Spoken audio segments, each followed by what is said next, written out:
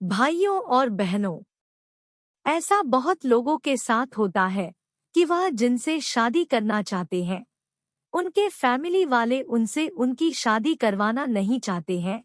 इसीलिए हम उन भाई बहनों के लिए आज की जानकारी लेकर आए हैं, जो शादी तो करना चाहते हैं, लेकिन अपनी फैमिली वालों के कारण शादी नहीं कर पाते हैं।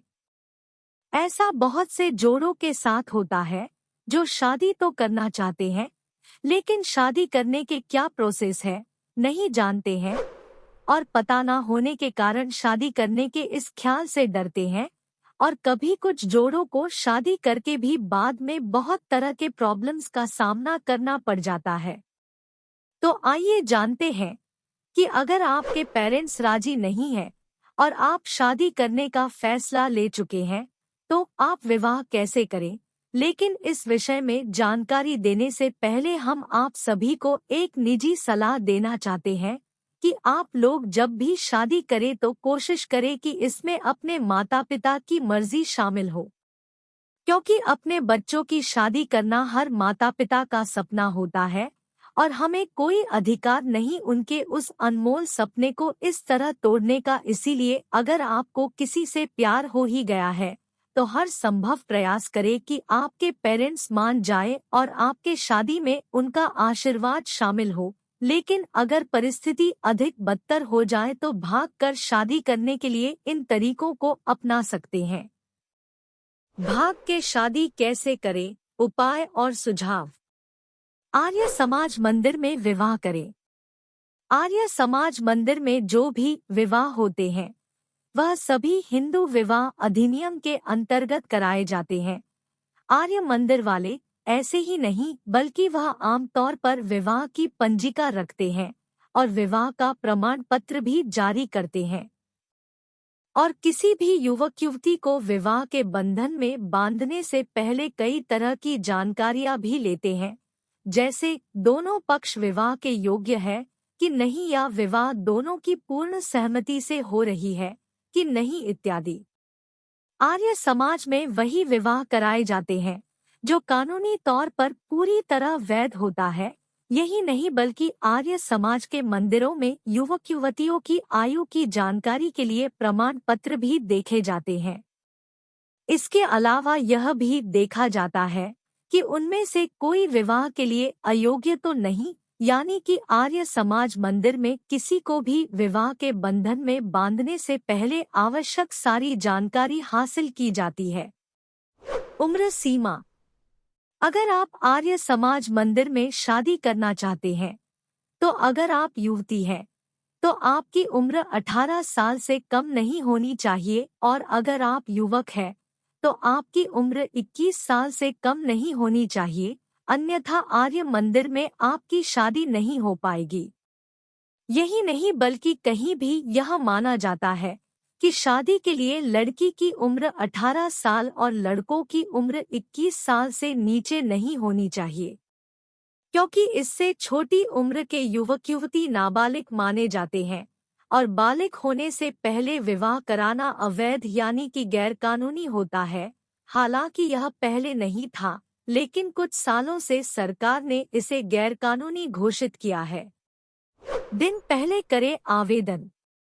अपने आयु का प्रमाण के रूप में अपना डेट ऑफ बर्थ सर्टिफिकेट या फिर 10वीं की कोई भी सर्टिफिकेट आप दे सकते हैं, जिससे प्रूफ हो सके कि आप बालिग हैं और विवाह करने योग्य है। इसके अलावा आपके साथ 2 गवाह होने चाहिए। आर्य मंदिर में शादी करने के लिए 2 दिन पहले ही आवेदन पत्र भरना होता है और उसके साथ डेट ऑफ बर्थ यानी जन्म प्रमाण पत्र अटैच कराकर जमा कराना होता है। इस तरह मंदिर में विवाह कराने से पहले पूर्ण जानकारी लेकर सभी तरह के औपचारिकताओं को पूरा किया जाता है और आवेदन करने के 2 दिन बाद शादी कराई जाती है। आज की परिस्थिति। आज के दौर में इस तरह से विवाह करना थोड़ा मुश्किल हो गया है, क्योंकि आजकल के युवक और युवतियां किशोरावस्था पार करते ही घर छोड़ देते हैं और विवाह के बंधन में बंध जाते हैं। ऐसे में आर्य समाज मंदिर विवाह तो करा देते हैं, जो कानूनी तौर पर वैध भी होता है, लेकिन ऐसी शादियां आने वाली परिस्थितियों में समाज और लोगों के लिए परेशानी का कारण बनती है। इसी कारण 2013 में हाईकोर्ट ने ग्वालियर ज्ञानपीठ ने इस मामले में सुनवाई के दौरान आर्य समाज मंदिरों के लिए एक गाइडलाइन तैयार किया था। इससे होने वाली परेशानियों के कारण ही हाईकोर्ट ने ऐसी शादियों के नियम को अब थोड़ा कठिन कर दिया है और इसी कारण आर्य समाज पद्धति से विवाह करना आसान नहीं होता है। अब आर्य मंदिर में विवाह करने से 6 दिन पहले युवक और युवती के परिवार वाले को सूचना देनी होती है और इसी के साथ उन्हें भी विवाह से संबंधित जानकारियां देनी होती है। शादी कराने से पहले युवक युवती से लिखित स्वीकृति लेनी होती है और साथ ही यह भी सुनिश्चित कर लेना होता है कि शादी के समय युवक युवती की ओर से 5-5 परिजन मौजूद रहेंगे, यानी कि लड़की के तरफ से 5 परिजन और लड़के वालों की तरफ से भी 5 परिजन होने चाहिए। अदालत ने इस आदेश की कॉपी को थाने में चिपकाने का भी आदेश दिया है। यह नया आदेश भारत के मध्य प्रदेश, पंजाब, राजस्थान में लागू हो चुका है। आर्य समाज मंदिर में शादी करने के तुरंत बाद ही आपको शादी का प्रमाण पत्र मिल जाता है। फिर उसके 2-3 दिन बाद आप हिंदू मैरिज एक्ट के तहत अपनी शादी को रजिस्टर करा सकते हैं। इसके बाद आपके शादी को कोई खारिज नहीं कर सकता है, वह कानूनी तौर पर लागू यानी कि मान्य हो जाएगा।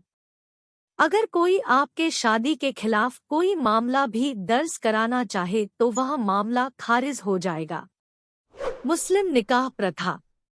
अगर कोई मुस्लिम लड़की 15 वर्ष या उससे ज्यादा उम्र की है और वह लड़की शारीरिक रूप से बालिग है तो वह शादी कर सकती है। ऐसी शादी को अवैध नहीं कहा जाता है। मुस्लिम लॉ के अंतर्गत निकाह सिविल कॉन्ट्रैक्ट है और निकाह के लिए प्रस्ताव दिया जाता है और जिसे युवती को स्वीकार करना होता है उसके तहत मेहर की रकम तय होती है। यह रकम युवती को दी जाती है और निकाह कबूल करने के बाद निकाह पूरा हो जाता है। ऐसे निकाह काजी और गवाह की मौजूदगी में होते हैं और यह निकाह मौलवी कहीं भी पढ़ा सकते हैं, वह चाहे तो घर में भी निकाह करवा सकते हैं। लेकिन इसके लिए युवक और युवती को मुस्लिम जाति का होना जरूरी है। Court marriage. अगर आप शादी करना चाह रहे हैं और आपके पास समय नहीं है तो आप ऐसे में कोर्ट मैरिज का रास्ता अपना सकते हैं।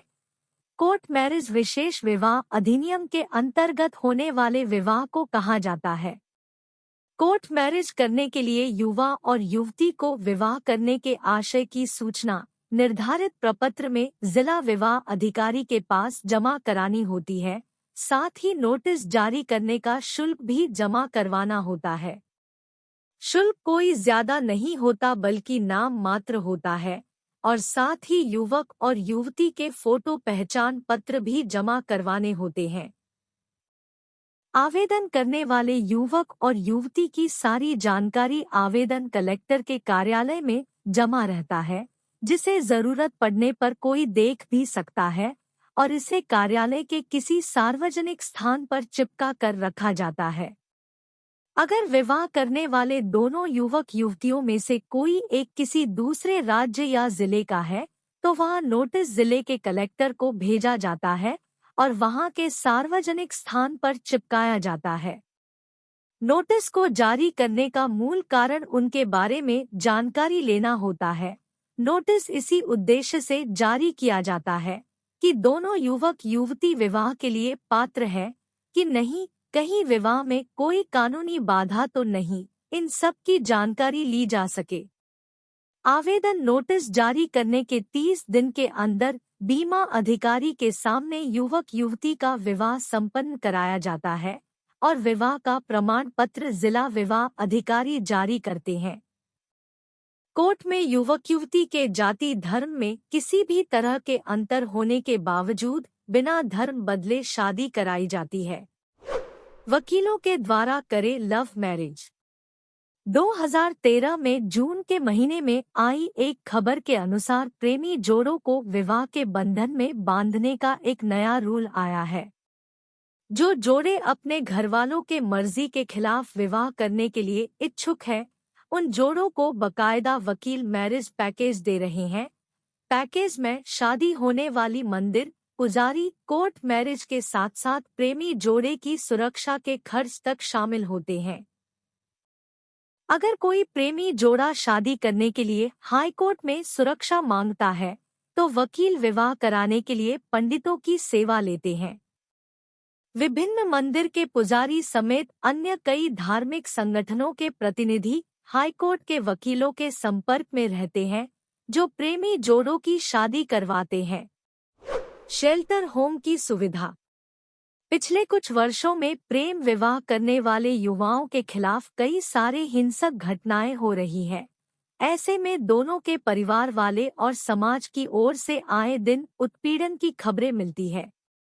जितने भी केसेस अपहरण या गायब होने से पुलिस थाने में दर्ज की जाती है, उनमें सबसे ज्यादा अपनी मर्जी से या तो घर छोड़कर चले जाते हैं या फिर भी किसी से शादी कर लेते हैं। यही वजह है कि इस तरह के कपल्स के लिए सरकार शेल्टर होम बनवा रही है। शेल्टर होम के सुविधा के अनुसार सरकारी खर्च पर प्रेम विवाह करने वाले जोड़ों के रहने का इंतजाम किया जाता है। हरियाणा में भी ब्लॉक स्तर पर शेल्टर कपल होम बनाए गए हैं। आपको यह जानकारी कैसी लगी हमें कमेंट करके जरूर बताएं, और अगर आप किसी और विषय पर विशेष जानकारी चाहते हैं तो हमें जरूर कमेंट करें। हम जल्द से जल्द उस विषय पर वीडियो तैयार करेंगे। इस वीडियो को पूरा देखने के लिए आप लोगों का धन्यवाद। अपना प्यार और साथ इसी तरह बनाए रखें।